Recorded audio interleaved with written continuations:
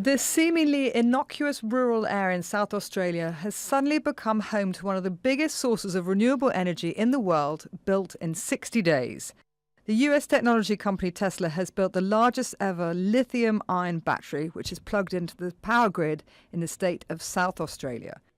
The state's premier unveiled the giant battery, which is powered by a nearby wind farm. This is an example of South Australia leading the world. The world's largest lithium-ion battery.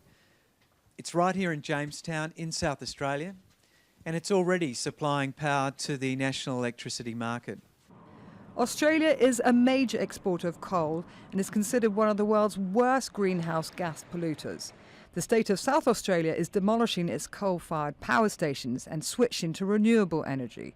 That's imperative after a freak storm last year caused a statewide blackout, highlighting the unreliable supply of electricity. The billionaire business tycoon Elon Musk offered to build the battery. The most salient point here is that the system will be three times more powerful than any system on Earth.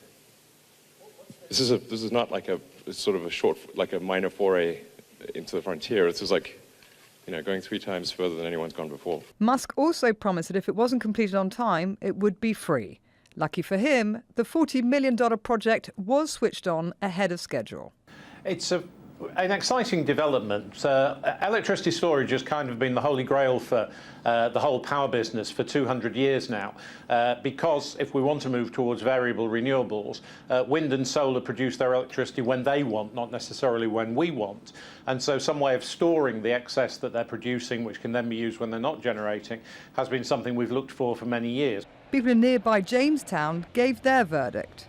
Lifted our spirits because everybody's happy about it. And we have our question marks on it, but the end result will tell, won't it? Because it's never been called into action, we really don't know what's going to happen. And that's really all you can say about it.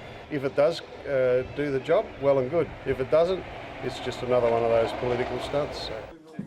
Tesla's chief executive wasn't at the unveiling, but the state's new power backup supply seems sure to please climate change and pollution activists and possibly pave the way for other projects worldwide. Hannah Hoxter, Al Jazeera.